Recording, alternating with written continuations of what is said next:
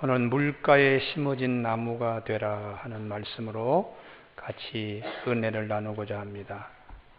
나무에게 있어서 중요한 것은 가지도, 잎사귀도, 열매도 중요합니다만 더 중요한 것은 뿌리입니다. 예수님께서 예루살렘에 올라가실 때에 무화과 열매가 없는 나무를 저주하실 때에 뿌리채 말라버렸습니다. 그때 제자들이 깜짝 놀랐습니다. 아니, 뿌리채 말라버리다니. 왜 그렇게 놀랐을까요? 뿌리가 마르면 나무는 열매를 맺지 못합니다. 뿌리가 죽으면 나무에게는 내일이 없습니다. 그러나 열매가 없어도 꽃이 피지 않아도 뿌리만 건강하면 내일을 기대할 수 있기 때문입니다. 뿌리가 말라버리면 죽은 나무가 되기 때문에 내일이 없습니다. 나무에게 가장 중요한 것은 가지도 아니요, 꽃도 아니요, 열매도 아니요, 보이지 않는 뿌리입니다. 보이지 않지만 그 뿌리가 말라버리면 안 됩니다. 보이는 잎이 손상되고 보이는 가지가 열매에 타격이 있어도 보이지 않는 뿌리만 건강하면 다시 회복될 수 있기 때문입니다. 다시 빛나는 내일이 기다리고 있기 때문입니다. 우리 인생도 마찬가지입니다. 우리 인생의 가장 귀한 것은 식물의 뿌리와 같은 것은 영혼입니다. 영혼이 얼마나 중요한가? 잠언 20장 27절에서 사람의 영혼은 여호와의 등불이라고 말씀하십니다. 요한 3서 1장 2절에 사랑하는 자여 네 영혼이 잘된 같이 범사에 잘되고 강건하기를 원한다고. 성경은 시종일관 볼 수도 없지만 보지도 않지만 영혼이 얼마나 중요한가를 말씀합니다. 오늘 물가에 심어진 나무와 같이 되라. 어떤 복 있는 자의 삶이 이와 같을까요? 첫 번째 성경은 말씀합니다. 7절 그러나 물은 여호와를 의지하며 여호와를 의뢰하는 그 사람은 복을 받을 것이라. 영혼이 하나님을 의지하라. 영혼이 하나님께 뿌리 내리고 있으라. 생수의 근원이신 하나님께 영혼이 뿌리 내리고 있으라. 그러면 잘 될 것이라고 성경은 말씀하고 있습니다. 그러나 우리가 살면서 영원히 하나님께 뿌리 내리지 못하고 이것저것 거기에다가 뿌리 내리려고 많이 하다가 시간은 다 지나가고 이 아름다운 지구에서 벗어나게 될 때 너무 늦어버립니다. 그래서 성경에 저절로 물가에 심겨진 나무가 아니고 옮겨다 심은 나무라는 뜻으로 심어진, 심기운, 원어 성경에는 트랜스플랜트라는 의미로 옮겨다가 심은, 식목하라는 것이. 그래서 성경에 보면 중풍병 걸린 친구가 있어요. 너무 안 됐어요. 그 친구들이 중풍병 걸린 자를 예수 그리스도 앞으로 심어 놓습니다. 그때 예수님께서 외면치 아니하시고 소자야 내 죄를 사함받았다. 네 침상을 들고 걸어가라. 생수의 근원이 되시는 주님 앞에 영혼이 잘된 같이 범사에 잘되는 축복이 있습니다. 딸아이, 사랑하는 딸아이 눈에 집어넣더라도 아깝지 않을 만큼, 아프지 않을 만큼 그 귀한 딸아이가 귀신이 들렸어요. 가난한 여인입니다. 이 기도 제목을 예수님께 가져가서 심습니다. 주님, 내 딸아이를 고쳐달라고. 여자여, 네 믿음이 크도다. 너 믿음대로 되라. 그 즉시에 여인의 딸아이가 낫게 되었다고. 옮겨다 심으라. 옮겨져 심으면 하나님께서 번성하고 창대한 역사를 우리에게 주실 것을 성경은 일깨워 주고 있습니다. 왜 하나님께 우리 모든 것을 영혼에 뿌리 내려야 되는가? 모든 것이 다 그분으로부터 내려오기 때문입니다. 할렐루야. 그분의 손안에 모든 것이 있기 때문입니다. 그래서 그분에게 우리 영혼에 깊이 뿌리 내리라. 로마서 11장 36절 만물이 주에게서 나오고 주로 말미암고 주에게로 돌아감이라. 그에게 영광이 세세 있을지어다 라고 말씀하세요. 하나님이 광야 교회에서 쓰신 인물들, 이스라엘 백성들이 광야를 거쳐올 때 가장 귀한 일이 성막 건설인데 오홀리압과 부사넬을 하나님이 쓰셨는데 그들에게 지혜를 주시고 총명을 주시고, 여러분 이 말씀을 그냥 듣지 마시기 바랍니다. 하나님 저 말씀이 우리 가정의 손자에게 임하게 하여 주시옵소서. 하나님 저 말씀이 우리 아들에게 임하게 하여 주시옵소서. 그러면 여러분들 들으셔야 돼요.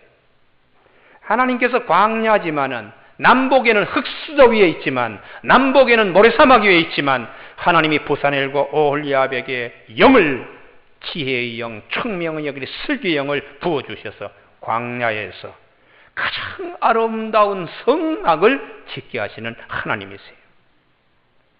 광야라도 옥토가 아니더라도 하나님이 부어주시면 지혜를 부어주시고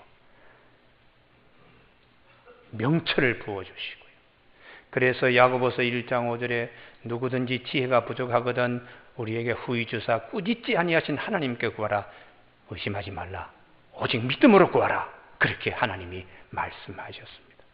지금 대한민국의 모든 기업이 사람이 없어 지금 걱정이 되는 게 아니에요. 새로운 아이디어가 없어서 삼성도 이 스마트폰 이게 끝나고 그 다음에 뭔가 나가야 되는데 아이디어가 없어서 지금 기업이 헐떡거리는 거예요. 생명과학, 무슨 자동차, 어쩌고 저쩌고 하더라도 제일 중요한 것은 영감이 넘치는 거예요. 영감이 넘치는 거예요. 이스라엘 백성들이 소수의 민족입니다.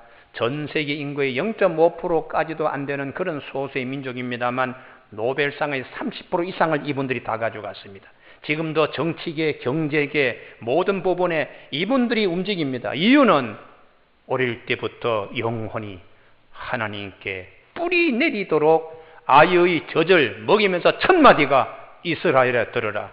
너희 하나님은 오직 한 분이시다. 너는 마음을 다하고 뜻을 다하고 힘을 다하여 너희 하나님을 섬기라. 이 말씀부터 아이 귀에다가 자꾸 들려주면서 젖을 먹이는 거예요. 그러니까 그들은 우리 인간의 영과 혼과 육 세 가지 가운데 영의 부분에 발달되고 성장하고 영혼이 하나님께 깊이 뿌리내리는 민족으로 어릴 때부터 달라진 겁니다. 7절 여호와를 의지하며 여호와를 의뢰하는 그 사람은 이중적인 강조잖아요. 의뢰하라. 영혼이 하나님께 뿌리내려라. 이렇게. 그렇게 되면 이런 사람은 8절 물가에 심어진 나무가 뿌리를 강변에 뻗치고 더위가 올지라도 두려워하지 아니하며 잎이 청청하며 가무는 때에도 걱정 없고 결실이 끝이 아니한 것 같으리라. 지난 주일날 제가 설교한 이삭에 얘기했지요. 농사 지었더니 100배의 결실 줬어요. 농업에 있어서 경험이 굉장히 중요합니다. 그러나 경험보다 더 중요한 것은 하나님의 축복입니다. 할렐루야. 경험 전혀 없더라도 하나님이 번쩍하고 주시면 하나님께서 주시는데요. 하나님께서 주시는데요. 에색, 신나, 르호봇 빼앗기고 잃고 그래도 흔들리지 않아요. 영혼이 하나님께 뿌리 내리고 있으니까 누버스에 인해서 부엘세바의 우물물을 마시게 되었습니다. 성경은 우리에게 말씀합니다. 제발 사람 의지하지 말라. 시편 146편 3절. 귀인들을 의지하지 말며 도울임이 없는 인생도 의지하지 말지. 그의 호흡이 끊어지면 그 흙으로 돌아가서 그날에 그의 생각이 소멸하리로다. 야곱의 하나님으로 자기 도움을 삼으며 여호와 자기 하나님에게 자기 소망을 두는 자는 복이 있다고 말씀하세요. 이사야 40장 31절에 오직 여호와를 앙망하는 자는 쉼을 얻으리니 독수리 날개침이 올라감 같을 것이요 단박질하여도 곤비하지 않고 걸어가도 피곤치 아니하리라고 말씀하십니다. 두 번째, 물가에 심겨온 나무는 하나님께서 9절 10절 만물보다 거짓되고 심히 부패한 것은 마음이라 누가 능히 이를 알리오마는 나 여호와는 심장을 살피며 폐부를 시험하고 각각 그 행위와 행실대로 보응한다. 하나님이 마음을 심장을 살피시는 분이니까 마음과 중심을 하나님 보시기에 잘 간직하고 있는 자들이 물가에 심겨온 나무와 같아. 히브리어 원어는 마음과 심장을 같은 단어로 씁니다. 우리가 춘추하면 봄, 가을, 연세 같은 단어로 얘기하듯이 라브, 레바브라고는 이 심장이라는 단어는 마음이라는 단어와 똑같이 써요. 마음, 심장 그만큼 중요한 것인데 하나님이 그걸 이렇게 보신다는 거지요. 평소에 우리가 심장 박동이 언제 빠릅니까? 정상적이지 않을 때요. 물건을 훔친다든지 죄지었을 때. 거짓말 탐지기가 주로 심장 박동과 심폐수의 호흡의 숫자를 가지고 계산해서 알아내는 겁니다. 이 사람이 진짜를 말하나 가짜를 말하나. 언제 호흡이 가빠지나요? 정상적이 아닐 때. 그러나 우리가 평안할 때는 심장도 호흡도 정상적으로 돌아가요. 하나님께서 숨 쉬고 걸어 다니고 피가 제대로 돌아가는가 하는 차원이 아니고 보다 깊은 것을 마음과 심장과 폐부에 하나님이 쓰시기에 아름다운 영감을 부으시고 아름다운 지혜를 부어 넣어주시고 쏟아 부어주시고 여러분 여기 아멘이 좀 있기를 바랍니다. 아버지여 저 말씀이 우리 손자에게 그대로 되게 하여 주시옵소서. 하나님 저 말씀이 우리 아들이 지금 막 힘들어하는데 저 말씀이 그대로 되게 하여 주시옵소서. 그러면 설교를 들어야 돼요. 보다 깊은 것을 하나님이 그 마음에 그 심령 속에 하나님이 주시기 때문에 마음과 중심을 귀하게 잘 간직해야 돼. 그래서 마태복음 5장 8절에 마음이 청결한 자는 복이 있다. 하나님의 얼굴을 본다고 이렇게 말씀하시거든요. 중국의 책임담임이라고 하는 책이 있는데요. 뭐 우리 다 한 번씩 다 읽어본 책일 거예요. 뿌리를 캔다. 근본을 갖다가 본다. 그런 뜻인데 거기에 간에 병이 들면 보이지 않고 콩팥에 병이 들면 귀가 들리지 않는다. 이와 같이 병은 남이 볼 수 없는 데서 생기지만 반드시 남들이 볼 수 있는 곳에서 드러난다. 처음에는 콩팥이 이상한데 남들은 몰라요. 그러나 거기서부터 병이 생기면 나중에 이 콩팥 때문에 이분이 간이 아파요. 아무도 몰라요. 근데 본인은 간이 이상해요. 점점 나중에 눈이 보이지 않는다. 그래서 책임담에서 하는 말이 남이 볼 수 없는 데서 생기지만 남이 나중에 알게 된다. 그 다음 말씀. 그러므로 군자는 밝은 곳에서 죄를 얻지 않으려면 먼저 어두운 곳에서 죄를 짓지 말아야 한다. 보이지 않는 데서 깨끗하면 보이는 곳에서 걱정할 필요가 없습니다. 어두운 곳에서 깨끗하면 밝은 곳에서 문제가 될 것이 없다고 책임담에서 그렇게 얘기해요. 그래서 성경은 사람은 외모를 보지만 외모밖에 볼 수 없지만 나 여호와는 중심을 보신다고 중심, 마음, 사람이 볼 수 없는 그곳을 하나님이 보신다는 거예요. 우리 마음이 청결하면 하나님께서 밝은 데 쓰실 수 있는 것들을 우리에게 먼저 허락하세요. 그래서 잠언 4장 23절에 무릇 지킬 만한 것보다 먼저 내 마음을 지켜라. 생명의 모든 것이 근원이 거기서부터 나오기 때문이라고 말씀하세요. 구약 성경의 창세기에 하나님의 창조사에게 완결인물 요셉의 경우에 요셉의 귀한 것은 그의 외모가 아니었습니다. 보디발의 아내 처는 요셉의 외모에 반했어요. 그래서 그를 붙들고 요셉아 요셉아 같이 하룻밤만 나와 지내자 그랬지만 요셉에게 중요한 것은 외모가 아니라 중심이었습니다. 하나님이 이 시간에도 내 마음을 보시는데 내 마음이 깨끗하게 내 자신을 지켜야지. 하나님은 그 요셉의 마음에 지혜를 주시고 명철을 주시고 꿈 해몽의 능력을 주셨어요. 바로가 자기가 밤새 꾼 흉몽을 본인도 이게 어떻게 되는가 몰라서 궁중에서 급료를 주고 연봉을 다 주었던 이 술사와 애굽의 박사들 다 불러도 전부 다 꿀먹은 벙어리로 입번껏 못해요. 근데 요셉은 죄수의 복장을 벗고 수염을 깎고 새 옷을 입고서는 바로 앞에 섰을 때에 심장이 박동하지 않았습니다. 호흡이 거칠지 않았습니다. 감옥 안에 있을 때나 바로 임금 앞에 있었을 때나 편안했습니다. 그의 마음이 깨끗하기 때문에 하나님이 그에게 영감을 불어넣어 주셔서 지혜를 주셔서 바로의 꿈을 하나도 틀리지 않고 아주 물 흐르듯이 해몽했습니다.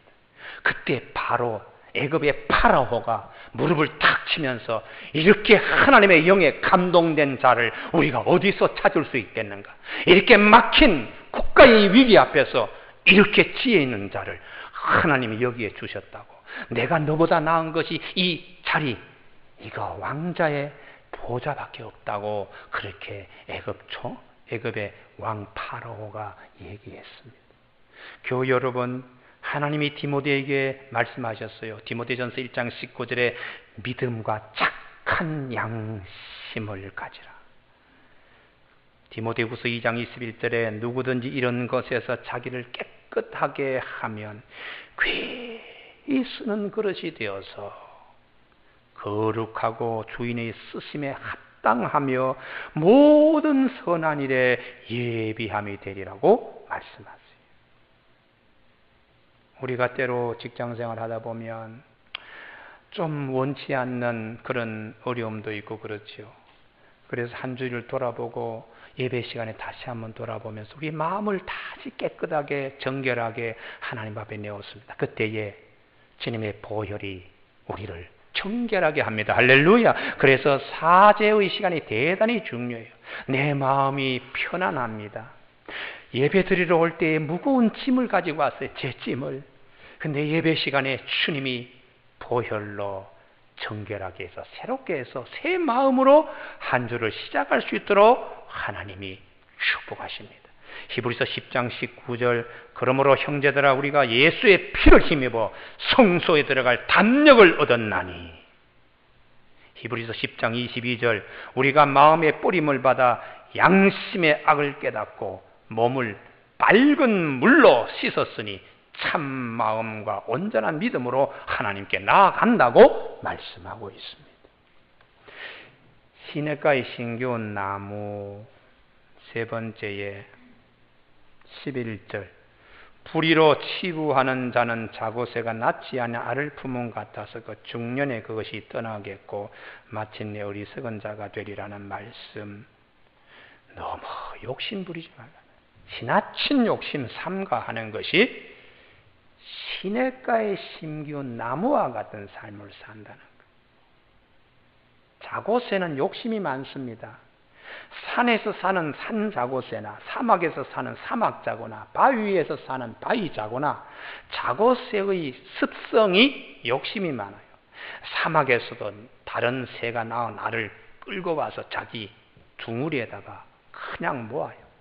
그러다가 밤낮 정성을 다하여 체온도 주고 낮에는 다 그 더위에 그냥 그 알이 썩지 않도록 노력하고 밤에는 추위에 알이 또 힘들지 않도록 깃털을 가지고 그렇게 덮고 부화하면 그 살리려고 먹이를 또 준다고 멀리 가서 잡아서 먹이고, 그래서 어느덧 이 새끼가 날개를 펼 쯤 되면 자기 새끼가 아니고 다른 새의 새끼이기 때문에 둥주리를 뒤로 돌아보지 않고 도망가 버려요.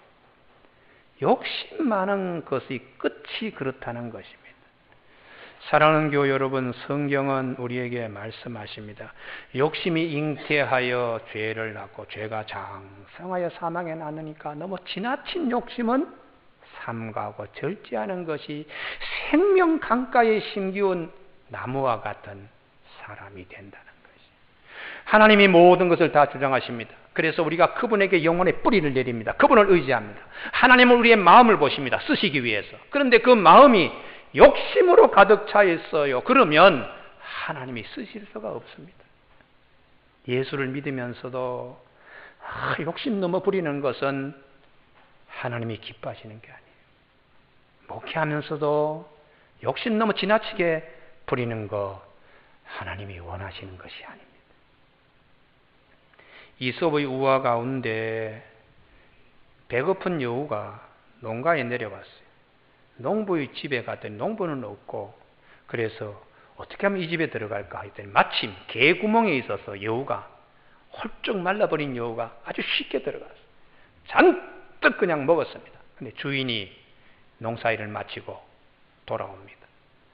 쌀인문을 열고 들어오는데 여우가 깜짝 놀라서 들어왔던 개구멍으로 다시 나가려고 할 때에 너무 많이 먹어서 머리만 그 개구멍에 집어넣고 다리를 버둥버둥거리는데 농부가 와서 긴 막대기로 사정없이 그냥 때렸다는 얘기요. 그 이솝의 우화에 너무 지나치게 욕심부리다가 그렇게 낭패를 당하는 것으로 되어 있어요.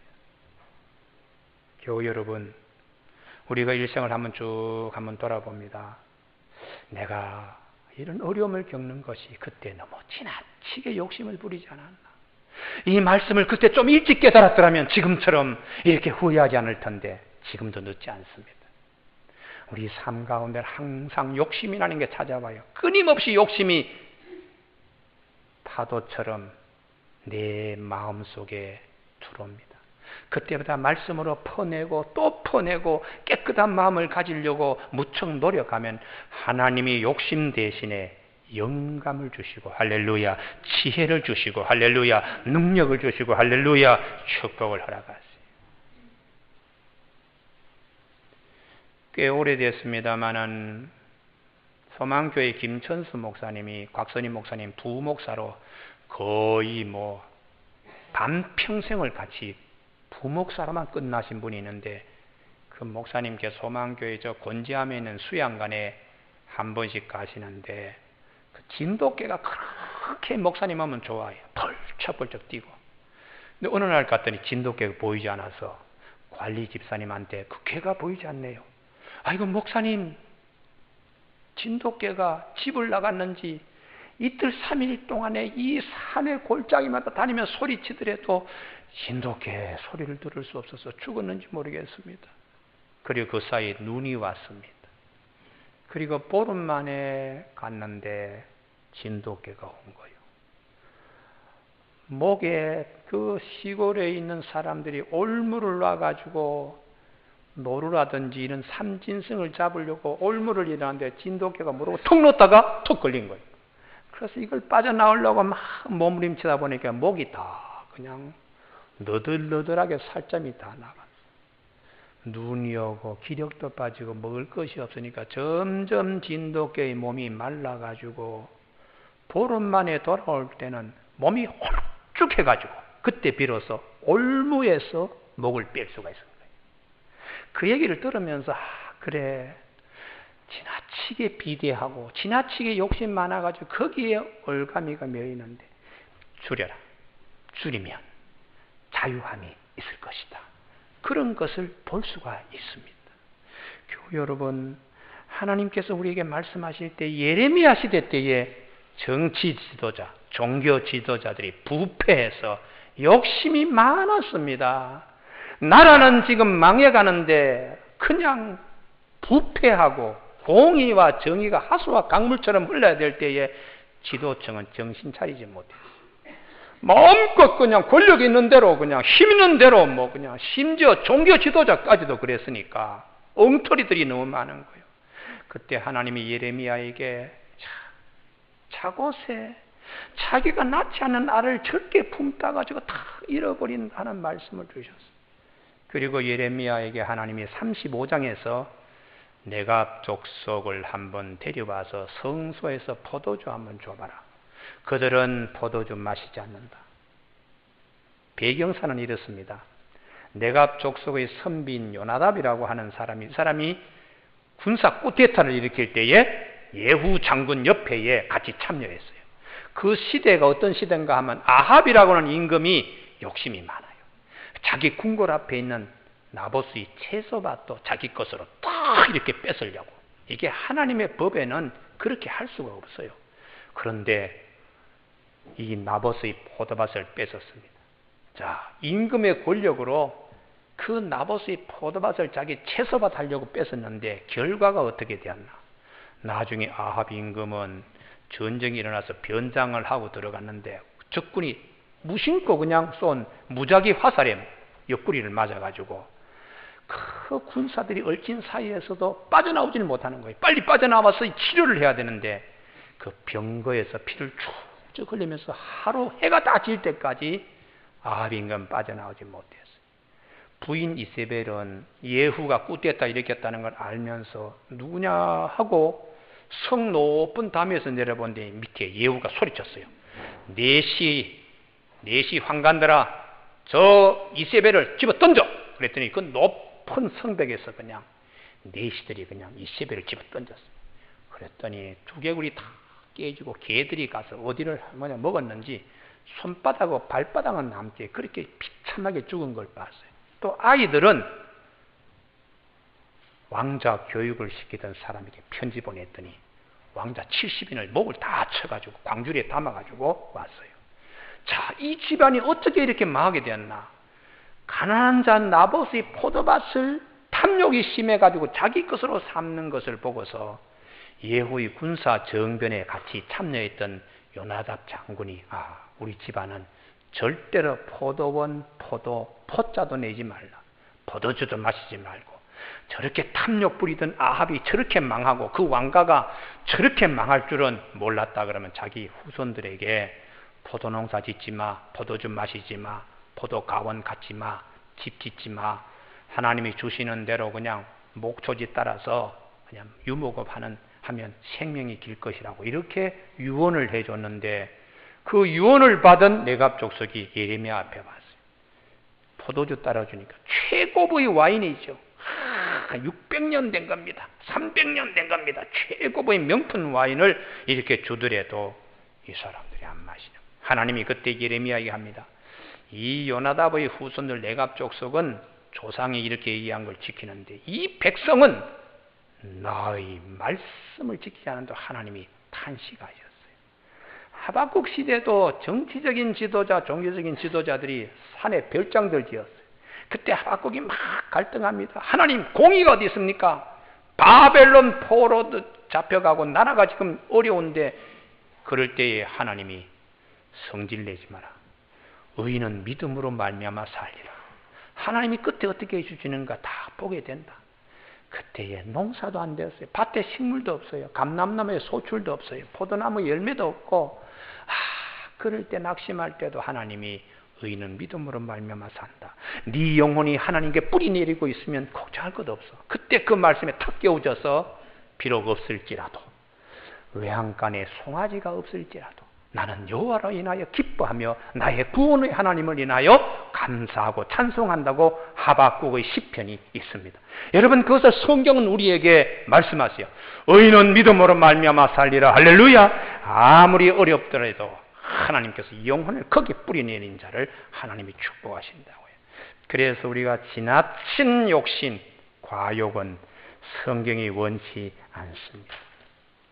일본에 있어서 1754년 태어나신 에도 시대에 태어난 한 인물이 있는데 아주 가난한 집안의 자식으로 태어났는데 조실 부모였어요. 가난할 때 부모님이 다 돌아가셨어요.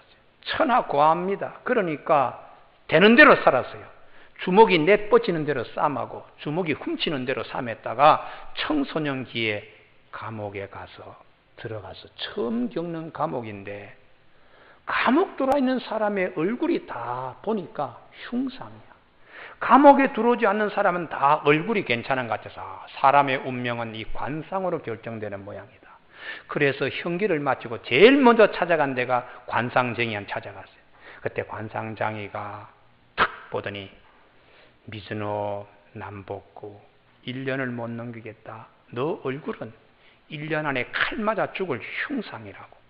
그러면 어떻게 내가 살 수 있습니까? 그때 남복구에게 이 관상장이가 출가하는 길밖에 없다. 승려가 되어서 도 닦는 길밖에 없다. 그래서 주지를 만나러 갔는데 주지가 아니 1년 후에 보자. 1년 후에 보아서 내가 너를 승려로 할 테니 1년, 그 사이 한 가지 조건이 있다. 그것이 보리쌀 한 줌, 콩 한 줌으로 매일매일 하루하루 살. 그 이상 먹으면 안 된다. 보리쌀 한 줌으로, 콩 한 줌으로 그 이상 먹으면 안 돼. 1년을 그렇게 먹고 와라. 그래서 이 미즈노 남복구가 어촌에서 생활하고 길 가면서 생활하고 할 때 보리쌀 한 줌, 콩 하나를 매일 먹으면서 1년 후에 주지에게 가지 않고 관상쟁이에게 갔어요. 관상장이가 1년 안에 칼 맞아 죽을 흉상이라고 그랬는데 얼굴이 훤하게 생겨 찾아온 거예요. 이거 웬일인가?